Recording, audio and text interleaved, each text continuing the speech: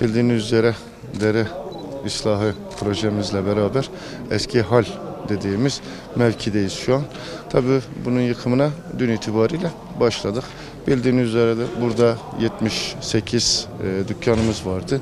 Aynı zamanda 3000 metrekare alanda bir yer ve hal binamız bildiğiniz üzere bir metruk binaydı. Yıkım kararı vardı ve bu binamızı dün itibariyle yıkmaya başladık. İnşallah dere üstü projemizle beraber Bitlis'te daha güzel yaşanılabilir bir süreç izletiyoruz. Şimdi burada bulunduğunuz mevkide yıkım işlemi devam ediyor. Gördüğünüz üzere tarihi eserimiz Şerefiye Camimiz ön plana çıktı. Tabi bu yıkımlarla beraber Bitlis'in 7000 yıllık tarihi olan Bitlis'imizin tarihi mekanları birer birer gün yüzüne çıkıyor. İnşallah biz bu çalışmalarımızı bu süreç içinde devam ettireceğiz.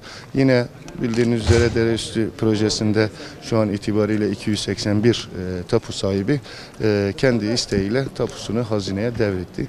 Ve bununla beraber de inşallah 10-15 gün içinde bunlarla ilgili Çevre Şehircilik de tahliye yazılarını yazacak.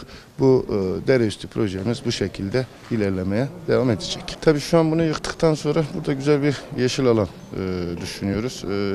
Şehrin nefes alabileceği bir yer planlıyoruz.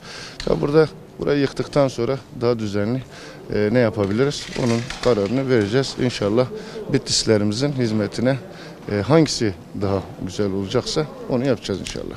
İro Bilis'de sebze halime ilk kevin hebi yıkmayı belediyeme gerçekleştirmiş çeker. Kulağı yıkmışken park alanı, yeşil alan tila halkıra çeken. Belediye başkanı mecli pişke mücül bir gu emi halkıra yeşil alan, park alanı emi çeken. 3000 metrekare ilaha tili çekin yani em başkanı hazır razının.